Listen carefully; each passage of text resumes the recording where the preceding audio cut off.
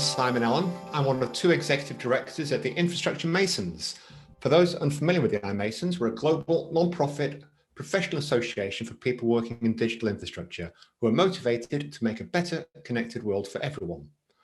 Our vision is to unite the builders of the digital age by enabling our global membership to connect, grow and give back. And whenever we meet, we leave our companies at the door. And thanks to everyone today for joining us. Okay, let's get started. The pressures on those working in the digital infrastructure sector are beginning to weigh heavily on people having to cope with dramatically increasing demand and tightening supply chains. Whilst work-related stress and anxiety are nothing new, no industry or sector has expanded as quickly in history, and the rate of growth has doubled again during COVID. I think we must all know someone who is struggling with burnout, Zoom fatigue, depression, anxiety, stress, lack of sleep, the list goes on. We need to learn how to take better care of ourselves and other people in our professional sphere. Let me take a minute, please, just to share where this idea for the seminar came from. I was chatting to an iMason member after the DCD convention in Dallas. We were chatting about how work pressures were affecting colleagues in the industry. And remember, this was pre-COVID. He told me that his company had arranged a wellness meeting for their employees. I think he called it a wellness cafe or something like that. It's a simple idea for people to meet and share experiences. They're expecting just a handful of people, but over 30 turned up. Since then, other industry colleagues have been sharing similar experiences. Just last month, a member in the Nordics told me that he thought taking care of ourselves and others was a sustainability issue. And I can remember exactly what he told me. He said, we talk about sustainability more and more, but we still don't talk about the sustainability of a human life. Not only does taking better care of each other result in happier and healthier people, but from a corporate perspective, experienced employees will stay productive longer. So I think what we need to do is clear. The big question is, what practical steps can we take that will reduce the negative impact of work-related stress? And today, I'm delighted to say that no expense has been spared to bring together three subject matter experts. We have Dr. Eva Ritvo. Eva is a speaker, author, and psychiatrist, and a distinguished fellow of the American Psychiatric Association. Professor Laura Baker. Laura is professor of psychology at the Center for Mindfulness Science at USC, University of South California, and she's a certified Iyengar yoga teacher. And finally, we have Dr. Julie Albright. Julie's actually traveling at the moment, and today she's joining us from Italy. Julie's an iMason board member, a digital sociologist, and I've recently discovered Julie also holds a master's and doctorate in marriage and family therapy. So welcome, Eva, Julie, and Laura. Before we start, would you please tell us a little bit about yourselves and explain why this topic is important and why we need to take better care of ourselves and, of course, each other?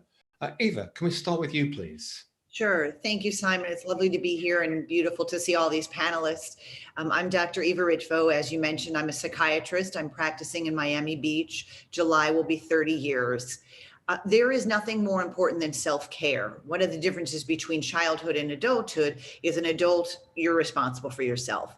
And wellness is where it all begins. So I'm very excited about this program today. I did want to mention that as a psychiatrist, it means I went to medical school. So I did 4 years of medical school and then 4 years of psychiatry training. So I have a slightly different bent in terms of thinking about mental health and wellness than people with a different degree. So you're going to hear differences on our panel today, and hopefully that will be informative for everybody and have a broader range of tools to select from. Thank you for having me. Thank you, Eva. Julie. Hey, thank you so much for having me as well. I am a digital sociologist and mostly known for that. But as you mentioned, I also have a master's and PhD in marriage and family therapy. And I've had thousands of hours of counseling experience, as well as I was a licensed counselor in California. That led me to look at digital culture and relationships online and all that. And my book, Left to Their Own Devices, was really motivated by mental health issues, physical health issues that I saw bubbling up in the universities.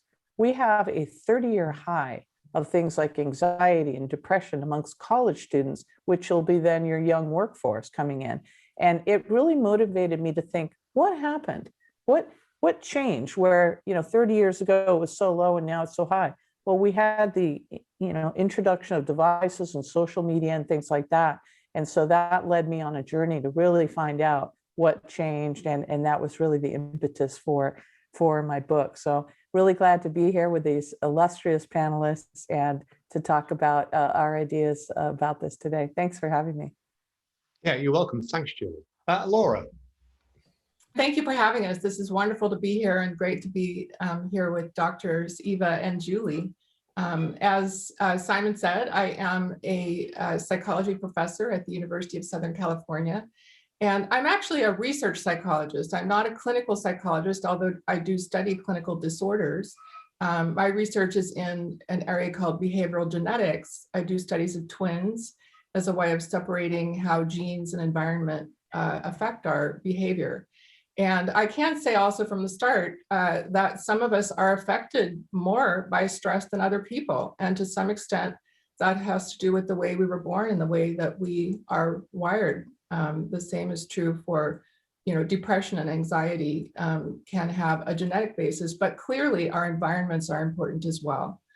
And so I became trained in a style of yoga called Iyengar yoga, that was really inspired by BKS Iyengar and his life and work.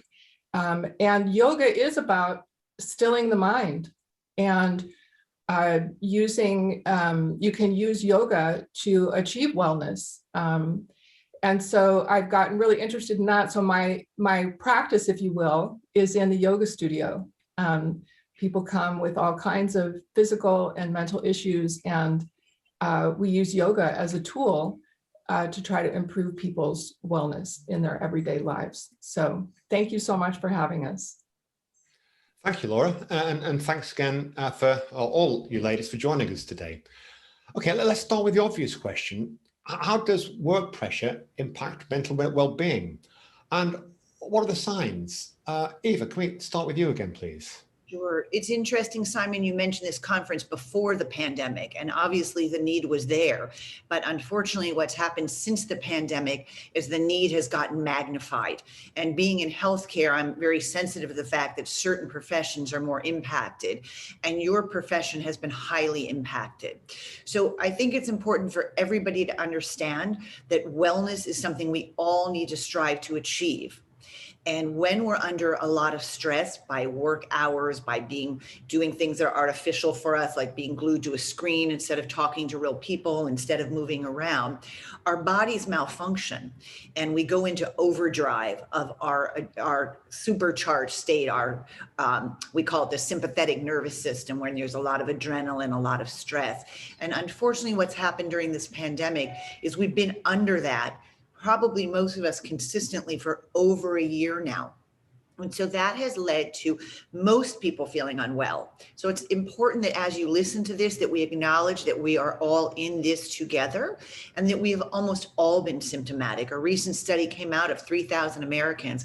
Almost 70% reported disrupted sleep. About another 70% reported disrupted appetite. About 50% report increase in anxiety. So it's almost universal right now. It's important to distinguish when it becomes a disease and when that disease needs its own treatment. And the best way to do that is like with anything else, which is ask your doctor. So if you're left at the end of this seminar thinking, gee, is my anxiety a result of all this workplace stress and I can use these tools these ladies have given me, or have I tipped into a disease state? Please go in and check with your doctor. Your internal medicine doctor can help you.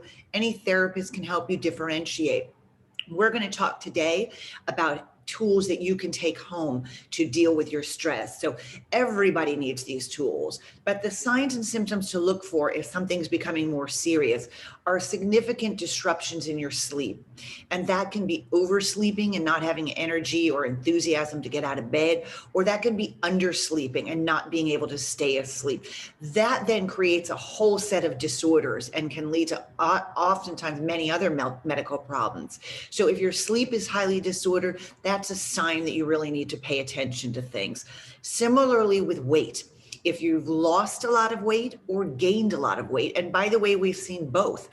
Shockingly, this survey said the average weight gain was 29 pounds.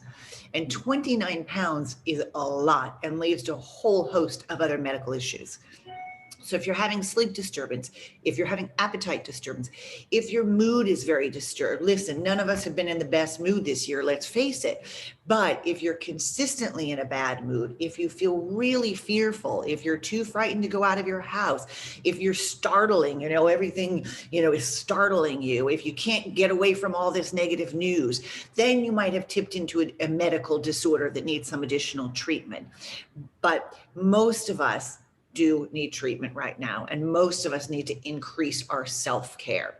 So those are some of the bigger signs or symptoms. The other thing that's tricky about mental illness, and they really shouldn't be separated because the mind and the body are not separated, and Dr. Laura is going to talk to you about that, but they're not separated. So when anxiety or depression or post-traumatic stress disorder becomes severe, they can also manifest in the body, and they oftentimes present as back pain, headaches, hypertension, shortness of breath, chest pain, poor concentration, irritability. So if you're having any of those symptoms persistently, again, talk to your doctor. It might be something as simple as reducing your stress. You might need to take a step back from your screen, a few days off of work. But those are all symptoms that something could be going wrong that needs to be addressed. I had no idea that stress could manifest itself physically with a bad back, for example. Oh, absolutely. Stress manifests itself very physically. If somebody startles you, right, or you get upset, your body tenses up. Immediately you tense up. And that's going to lead to muscle problems, and your back's going to hurt, your neck's going to hurt, your head's going to hurt. So short term, yes, you're absolutely going to see it in your body. But if that stays over long term, that's where you get to some of the more serious complications, like your blood pressure is going to stay elevated. And elevated blood pressure leads to stroke, leads to kidney problems, all sorts of issues, not to mention heart attack. So we need to take our mental well-being absolutely as seriously as we take our physical well-being, because that's an artificial divide. And our overall health is what matters most. I understand that we're in unprecedented times, and listeners today have huge demands on them and they've got to work. I do understand that. But as you mentioned in your beautiful introduction, if we're not feeling well, our workplace efficiency goes down. And that's the irony of all this. I always reflect back to when I was in medical school, and I wish I knew about BDNF, that's brain-derived neurotrophic factor. And that is something, a chemical, a neurohormone in our body that's released when we exercise. So we actually get smarter when we exercise. So when we're sitting in front of our computer screen all day saying, gee, I don't have time to exercise, I've got to get this work product done, we are missing the mark.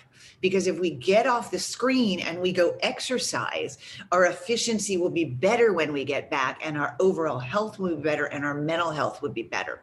So that's our message today, which is please take care of yourself. That's your responsibility. You need to do that. I understand there's a lot of work pressure on you. I get it. I'm a doctor, but we also have to take care of ourselves. Sure. And we'll come to the toolbox very, very shortly. But before we do that, Laura, could you help us understand how important it is to set boundaries? Where does work stop, begin? Sure, I will do that, but I just wanted to make a comment in response to some things that Dr. Eva said, if you don't mind first, and that is just that all of those things that that Eva mentioned, all of those physical problems are things that can be addressed in a yoga practice. And so it is a very holistic tool, and that it can help with the body and with the mind and the spirit kind of all rolled into one, but being able to stop and check in to see where you are and how you're feeling. A yoga practice can very much help to do that. And you have these tools that you can use to help your back, or to help your neck, or to help your mind, whatever it is you need that day. And I also just wanted to reiterate this idea that of kind of the continuum of stress, that we all have stress, and we respond differently to it depending upon who we are and what our experiences are. Some stress is actually good. I don't want to say that all stress is bad. So we need a little bit of stress to help motivate us, to give us some energy. You know, we need fear to be able to help us navigate, you know, dangers in the world. It's when they become extreme and chronic and you can't recover from them, that's when it becomes a problem. So I do very much want to talk about boundaries here. But before we do that, I thought it would be a good opportunity just to take a little break and just do a little tiny stretch. You can do this sitting in your chair. So if you wouldn't mind just taking a moment to sit with your feet on the floor if you're sitting. You could also stand up if you have the room and you want to stand up. In fact, I recommend that. I'm only not doing it because I'll have to change my camera around. But if you want to go ahead and stand up, stand up. But if you're sitting down, do have your feet on the floor and try to sit up, you know, evenly on your two sit bones. And just take a moment here to just drop your shoulders and close your eyes. And just take a few moments to just make that little journey inwards. Just take a couple of breaths, breathe in through your nose on an inhalation, and then exhale through your nose if you can. Of course, if you're congested, you might not be able to do that so easily, but take a few breaths. And as you take those few breaths, just observe what the quality of your breath is and the state of your own mind and body at this point. How do your feet feel on the floor? What's it like to feel your bottom sitting in the chair? Or if you're standing, how evenly are you standing on your feet? And then just take another deep inhalation and then exhale. And then just gently open your eyes. And you can remain standing or sitting, whichever you prefer, but let's just take the arms and raise them up overhead. So with your palms facing each other, I know you can't see my hands, but extend your arms all the way up and stretch up like you're trying to touch the ceiling. And then bring your arms down in front of you. And then one more thing, you can take your hands and interlock your fingers all the way to the webbing. Turn your palms away from you, straighten your arms, and then raise your arms again overhead. Press the palms up to the ceiling. Get that nice stretch across the collarbones. You can feel your shoulder blades releasing down your back. And breathe in, breathe out. And then bring your hands down in front of you, release the interlock. And then just for another moment, just close your eyes for a few seconds. Whether you're standing or sitting, just close your eyes and take a breath. Check in again. How do you feel?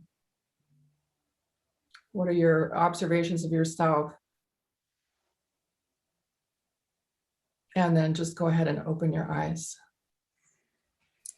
So thank you so much. You can stay standing, actually. I highly recommend standing during Zoom meetings. So sitting all day is not good. I was glad to hear that I'm below the average on the weight gain, having gained only 5 pounds. I feel much better about that now. But I do want to say that it is important to set boundaries. You know, so often now we're living at home and our work bleeds into our home life and vice versa. And even when we're working in person, at some of these tech companies, my understanding is they've made the environment so attractive that people almost don't want to go home. You know, you've got your ping pong table and your massage and, you know, all and food and all of these things are there. It can be hard to have boundaries and to know when you're working and when you're not working. So it is important that we take some, you know, make some intentional boundary setting. And so how do we set boundaries? Well, I would say we could do this both in space as well as in time. So in terms of space, we can set up some sacred spaces, I'll call them, which we keep separate from work and play and self-care. So maybe you have a physical space that's dedicated to work, and you sit there with your laptop and you work. And there are other places where your laptop never enters, where you have a place where you can sit, you can meditate, you can do your yoga, reading, listening to music, whatever it is, having a sacred space that's set aside where you can even put up a sign on the door that tells people, don't come in. I'm in the middle of a wellness session. So of course, I found that to be really difficult during the pandemic myself, as I'm locked down. I live on the USC campus as a faculty in residence. So I have this great apartment, but it's an apartment. And my bedroom served as my office as well as my yoga studio. And so it was really hard to have those sacred spaces in a way, because it's all rolled into one. So what I had to do was really rely on time and trying to set aside periods of time that I could say were for me. It was for my yoga practice or for my meditation or for dinner with my family. And I was intentional about that. And so bringing some intentionality into your self-care practices and saying, I am taking this time for me right now is really important. And even in a yoga practice, I always recommend, or it is always recommended, that we mark our practice with a beginning and an end, kind of like what we just did here now. I asked you to close your eyes first, check in with yourself.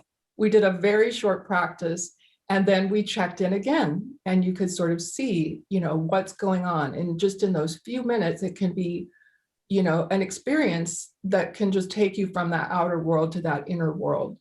So in a yoga practice, we always say to start with some kind of a, sitting, chant the word Om a few times, or just close your eyes and set your intention. What is it that I'm going to gain from this? Or am I just going to be open and see what happens?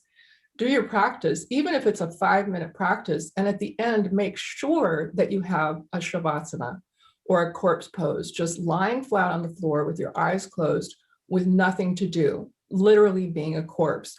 Even if it's just for a couple of minutes, but it's always recommended 5 or 10 minutes is even better. So you mark your practice with this structure, both in time and space. And I think this can really help us to be able to utilize some of these wellness tools in a more effective manner. Otherwise, it's all just kind of bleeding in. You jump on the mat, do a couple things. Oh, the phone rings, there I go. So making a beginning and an end is, I think, really important. Of course, it's not too practical to do that if you're working in an office, but I guess you just schedule that time for when you're at home or before you go to work. Yeah, and also if you're in your office, I don't think anyone would be, offended if you crossed your arms and put your head down on your desk for a few minutes and just closed your eyes and checked in. And by the way, there is office yoga. There's all kinds of things that you can do in your chair, to twist. And believe me, I've used all of these on these many hours of Zoom, or standing up at your desk. Having a standing desk can also be helpful for the back. So I would say there is always a way. There's always a way to do yoga. If I may just add, a lot of my patients do the breathing. If they're in a busy meeting or if they feel stressed out, they just check in with themselves and they go into a more slowed, thoughtful breathing where you take a deep breath in, maybe hold it at beat at the top and then exhale deeply. No one's going to know you're doing that. But I want to say, Dr. Laura, thank you for that very, very brief yoga. I felt so much better afterwards. That's a great demonstration of how easy it is. Dr. Julie was on the airplane the other day. She has a very stressful couple hours, but especially at the tail end. So we were texting her on the airplane. We said, do yoga on the plane. So don't think of yoga as an hour class that you go to. That's a mistake. Yoga is simply checking in with your tuning in your mind and your body, taking some deep breaths. And one thing that I think is very helpful as a psychiatrist, blood circulation. So many of the yoga poses, you're tipping your brain down. So you can just do that at your desk chair as long as no one's around, because it'll look a little weird. But just take a minute and put your brain down in between your legs. Just that simple thing for a few seconds will increase your blood flow and will make you feel better. The whole idea of what Dr. Laura was saying is that our bodies determine how we feel, and we can change how we feel very simply.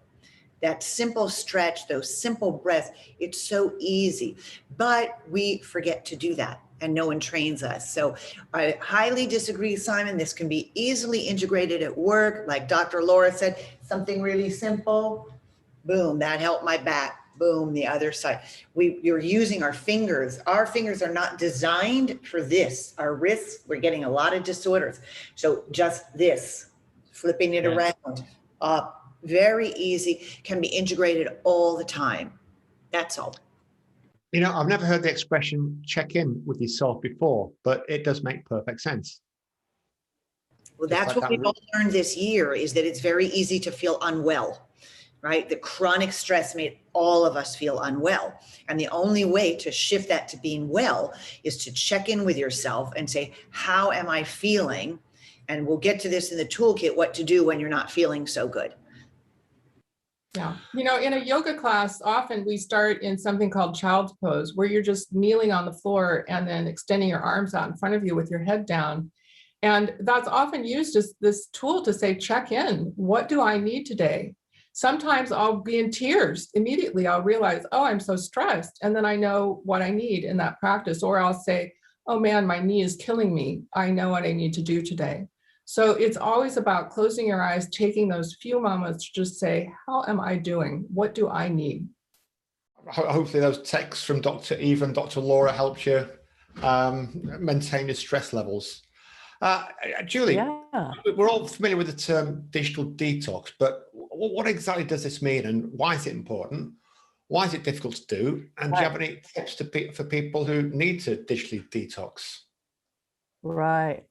Well, I want to sort of riff off of what the ladies were talking about in terms of physicality.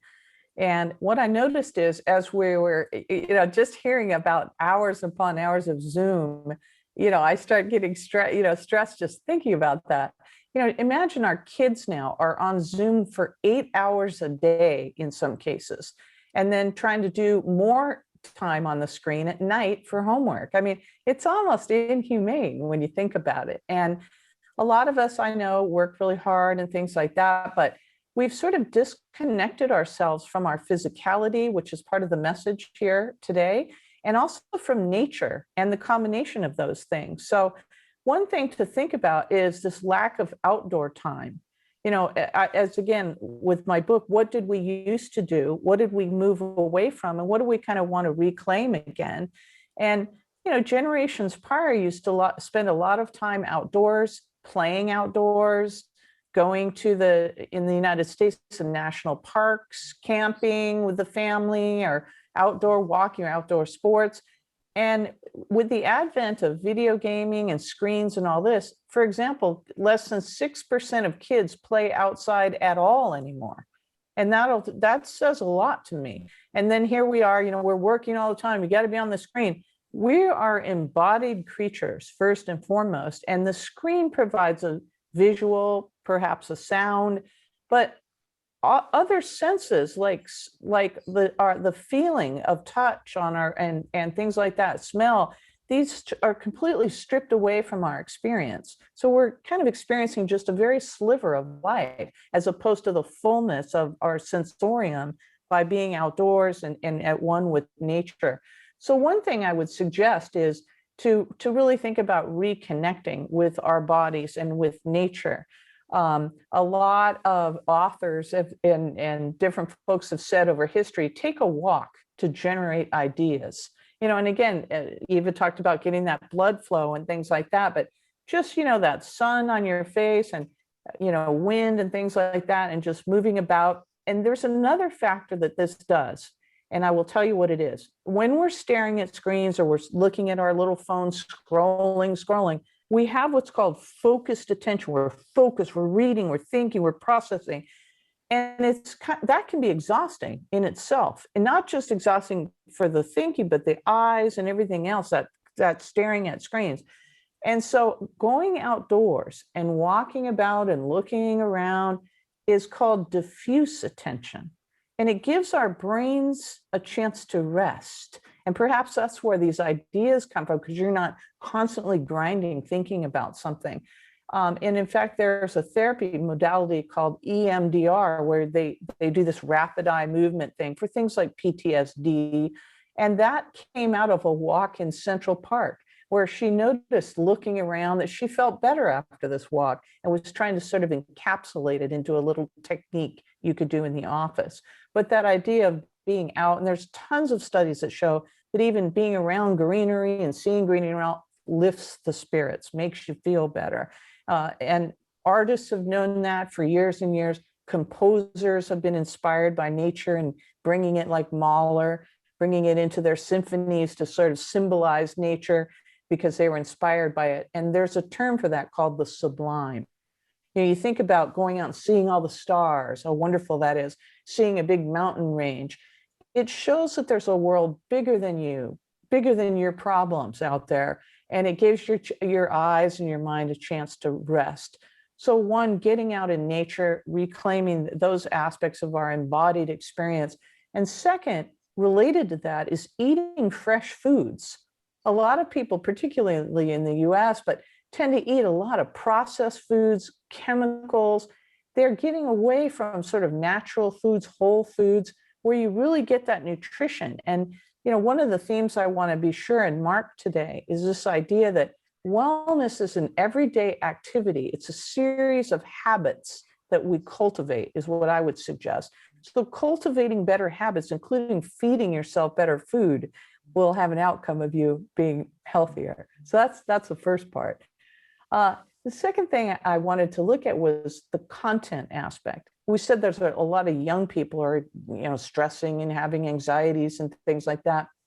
When you go on sites like Instagram, where they're, you know, they like to look at sites like this, there's something called invidious comparison. You're comparing up. It makes you feel bad about yourself. You know, why is their life so fabulous? And what young people don't understand oftentimes is they're comparing their lives to these fabulous, highly curated, just seeing the best slice, like the highlight reel of life, and face-tuned, you know, so everything's perfected in these photos, and comparing to a life really that isn't what it appears to be online. Earlier, we were talking about flying. I don't know if you guys have seen this, but several Instagram influencers were shown in these private jets, like, wow, that looks amazing. Well, somebody later showed that there's some model of an interior of a jet where they're getting themselves photographed to make it look like they're on their private jet toasting with champagne. It's all a mock-up.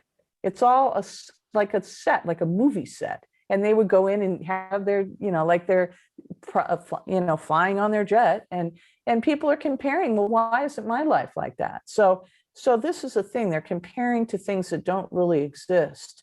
And so, you know, getting away from that, taking some breaks from that is going to be important. Lastly, the idea of there's actually a paradox of connection. I started looking at online dating when I started looking at the internet initially. I did some work with eHarmony, developing their product. And here's the funny thing. We're more connected than ever before, more ways to connect, more dating apps, more social media, more Facebook, all these things. Yet we're more disconnected than ever before. Loneliness is on the rise. Young people, most of them, for example, 69% of high school students have never been in a romantic relationship, almost all of them. Half of Americans are not in any romantic relationship at this point in time. A quarter of millennials report having no friends at all. So when I talk to my students, you know, so it's just crazy. So if you're behind the screen, it's disconnecting us. And some of the college students came to our wonderful Dean of Religious Life that Dr. Laura knows, Dean Fernansoni, and I actually met with him this week about these issues, and said, can we just set aside one table in the new cafeteria where we don't have devices? He goes, what do you mean? He goes, have you been in there? He says, everybody is at their own seat with their own device and no one's talking to each other. So, you know, it's just this weird paradox. So young people, my students, for example, when we talked about when you're going into the workforce, what would you like to see? They said, we want opportunities to connect, not just in our department, but across departments, make situations where we can meet people from these other areas of the company. So it's kind of like, as young people are not getting married, they're not going to church, they're not in these community groups that generations prior felt woven into the social fabric, which, by the way, bolsters self-esteem, bolsters feelings of mental wellness to be woven into the social fabric. What's left? What's left is work. although it's not the workplace's typical place to think about wellness, you guys are the last people standing in that arena. So to me, it's kind of a win-win. You don't want employees melting down. Let's start thinking about wellness in the workplace. So just a couple things I would suggest to do is think about, we talked about sacred spaces. Have sacred spaces where you don't have a device. Example, a family dinner. Set the devices aside and connect with each other. Be present and listen to one another. Lunch with a friend. And the studies show that even having the device on the table takes your attention away from that friend in that conversation. So put them out of sight just for that period of time, that sacred space. Charge your phone away from your bed. The vast majority of millennials sleep with their phones. And now there's a global sleep crisis coming up. Well, all of us, I'm sure, have experienced lack of sleep, and then something happens, and then you don't deal with it as well emotionally. The stress levels go through the roof because you're tired. So imagine this global sleep crisis. They're showing that young people are sending an average of 30 plus texts after having gone to bed. Why? Because that phone is right there. And I think it could even subconsciously distract you from sleeping. Like, well, let me check, maybe I get a message, put it in another room, charge it in the bathroom or something. So it's not subconsciously right by your bed and it's waking you up during the middle of the night, that kind of thing. And again, spend that time outdoors, reconnecting with your body, yourself, and nature. You're going to feel 1,000% better. Yeah, I read a story over the weekend about a US company that was crowdfunded to produce what they call a light phone. And it's not cheap, it's about $300, but it's been, all the social media aspects have just been pulled out. And there's a guarantee there'll never be any social media on this phone. You've got all the things you need. You can speak, surprise, surprise. You can text, but there's no internet. There's maps. I mean, maps are quite useful. So you got access to maps. But that's it. There's no Facebook, there's no social media whatsoever, and they guarantee it. And it's proven very popular. I have to jump in here because we're missing the gigantic word. You asked what causes this, and what causes this is addiction. And we are all addicted. And I'm not saying others, we, all of us. Dr. Laura's trying to treat me, but it's slow going, but she's making progress. The internet is the most powerfully addicting thing that man has ever invented. And that's why when Dr. Julie looks at this, society has radically changed in the shortest period of time. And I think we have to be honest about this and say the reason we're doing this is because we're addicted and we're addicts. And addicts' behaviors don't make sense unless you view them through the lens of addiction. Take alcohol, for example. Somebody's like, I don't know why they're not coming to work. Well, because they were up late drinking and they couldn't, it makes sense if you understand there's a disease there that's favoring something else. And that's what the global problem of technology has done for all of us. It's made us all addicts. And that's why your phone is trying to, get us away from the more addictive parts of this and use the parts that are more productive. But we have to acknowledge that our brains are wired to save energy. Our brains use about 20% of all the energy of the body. So anything that will save energy, our brain is going to default to doing. And it's a heck of a lot easier for me to text you, Simon, than for me to call you. And it's way easier than for me coming over and knocking on your door and saying, hey, Simon, you want to talk about something? So we've invented this technology that really takes advantage of our brain's default mode, which is to save energy. So everything that Dr. Julie said is right on, but it takes energy. And so if people want to get well, they have to hear what all three of us have said today, which is that we are addicted and that we're not going to feel well until we incorporate these things that Dr. Laura and Dr. Julie have said. But fighting any addiction is very hard and the odds are against you. And that's why we've created this wellness toolkit. Are we ready to get there? We are indeed, yeah. We are indeed. Great segue. So yes, thanks ladies. And you very kindly pulled your combined expertise and experience and developed a toolbox for well-being. The concept was to give people the means to help themselves, something they can access immediately when they're feeling upset. So when stress gets high, you can grab the toolbox and pick a tool. So Eva, do you want to pick this one up? I think I know all three of you have done the work on it, but do you want to start us off, Eva? I do, and thank you for that. But I do want to first say that Dr. Julie has made a QR code so that everybody can download this themselves and keep this toolkit for themselves. And then together we've written a blog for Psychology Today. And so Simon will share the link. So there'll be access to this material afterwards, because nobody's going to get well unless we listen to what Dr. Julie said, which is we have to incorporate a whole bunch of new habits. It's not a simple process.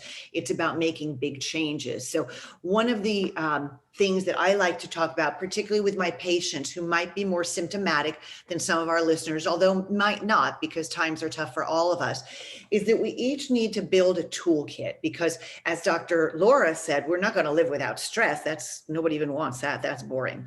So what we need is we need to be able to deal with the stress that we have. And some stress energizes us and motivates us, which is great. But we all know that there's periods during the day when we're losing our productivity. And what we want people to do starting today is to be more aware of how they're feeling and check in with themselves. And if you feel like you're getting to that spot where you just can't get this problem solved, or you're being irritable with somebody, or they say in AA, halt if you're not feeling well, and check in if you're hungry, angry, lonely, or tired, because those can be triggers.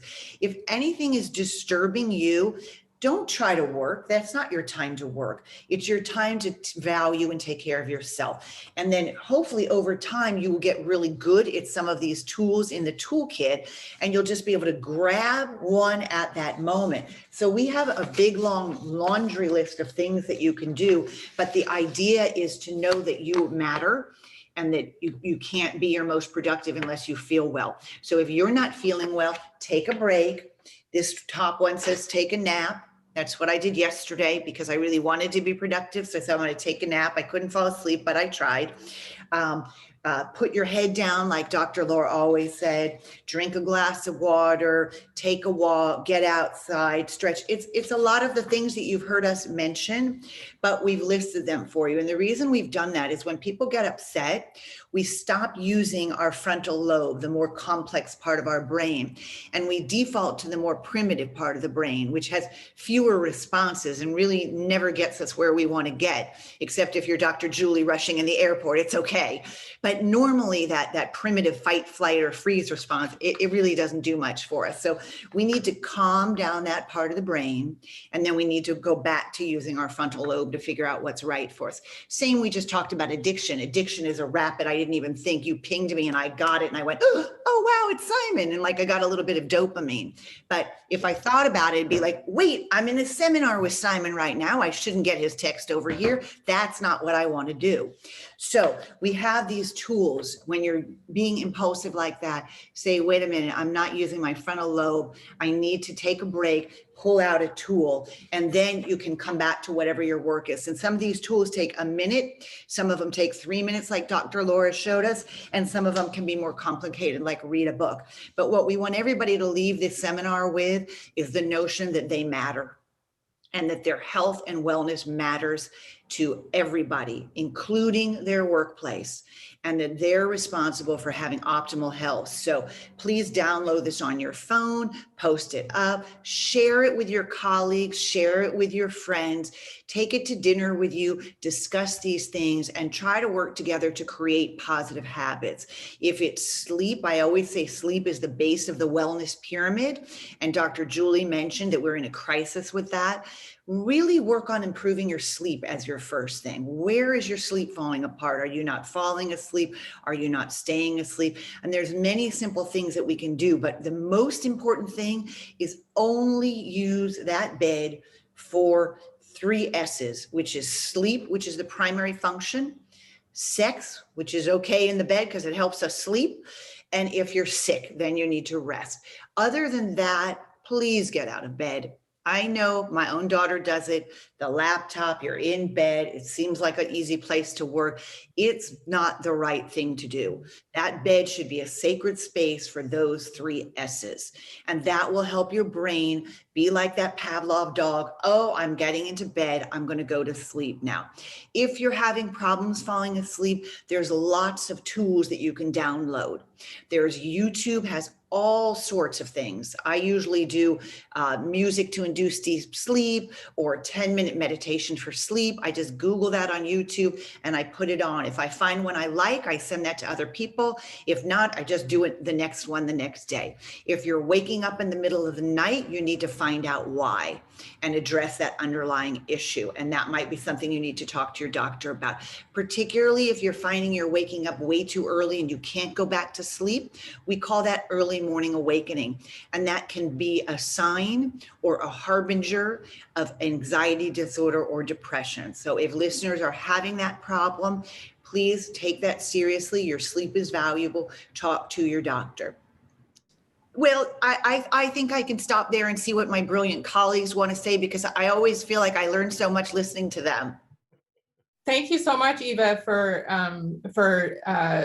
sharing all of our tools. I just want to add one more thing. Yes, everyone matters. I want everyone to come away from this seminar understanding that each person matters, but also that we all have agency. And I find it fascinating that, Simon, you said people have to pay extra money to have a phone without all these things on them. Guess what? You can delete those apps yourself. You have the agency to actually make an iPhone Lite or whatever yourself. And so, we have to understand that we have agency and to be intentional about these things. And so wouldn't that be even better if you made the decision, I am not going to use these, rather than tricking yourself? I mean, it's okay. I think it's fine to trick yourself too into, not using these things, but I think we need to understand that we do have agency. Let's remove the word trick, because we all know that addiction is hard to treat. Yeah. And the sad truth is many, many, many people die of addiction. So we don't all have enough agency to overcome our addictions. That is a tragic reality, both in the United States and abroad. So any tool that helps you overcome an addiction is a very good tool. So if you buy a cell phone that helps you, that is using your agency, right? Because you learned about that tool, you had the money to get it, and you went out and got it. And if it helps you, we're all in favor of that. I do love, though, that you're saying we each have to take responsibility. And that is vitally true. And this is an addictive device. The laptop's an addictive device. And we do want to be honest about our relationship with them, with these devices, because as Julie points out, we are in relationship with them instead of in relationship with one another. And ultimately, humans are designed to be in relationship with one another. We were not designed to be in relationship with technology, and it's having all sorts of consequences on a global scale. Julie, any parting comments from you? No, I just want to make sure we could get that toolbox out to our group. How should we do that? Sure. Well, everybody who is registered, we'll get a follow-up email with a link to the toolbox. The toolbox will be available on our website, iMasons.org, and we'll be splashing the QR code all over social media. So don't worry, it's going to be a high profile. And a lot of notes in the blog about the different steps that you can take. The toolkit is your last thing to add on and to keep with you most often. But in the blog, we sort of outline the steps in terms of sleep, in terms of nutrition, in terms of all the things that you can add to your life that we didn't have time to talk about today, like gratitude, like kindness. So we hope that people will take this seminar as just the tiniest little introduction, but to spark a seed that will be planted so that every day when they get up, like Dr. Laura suggests, set your intention. My intention is to take care of myself today, to enjoy my day, to feel well, and to be productive. And then check in with yourself at the end of the day. How did I do? Not every day is going to go well, but being thoughtful, being mindful. Hey, what can I do a better job on tomorrow? Well, you know what? I've got to plan my food a little better. Like Julie says, I can't just rush to the freezer and microwave food all the time. So there's so many steps we really want this just to be the very start, but we hope that we've inspired people to take good care of themselves and to try to take better care of those that they love, and to be face to face in real life with people whenever they can. And gratitude and kindness, two nice concepts to end the seminar with. Dr. Laura, Dr. Eva, Dr. Julie, thank you very much for your time. It's been a pleasure as always. You'll meet the ladies again on an iMasons podcast, which you'll find at iMasons/media. And if you'd like to join the iMasons community, we'd love to have you. And you can find out how on iMasons.org. Thank you very much. Take care. Bye-bye. Thanks, everybody. Thank you, everybody. Be well. Yes, thank you for being here. Take care.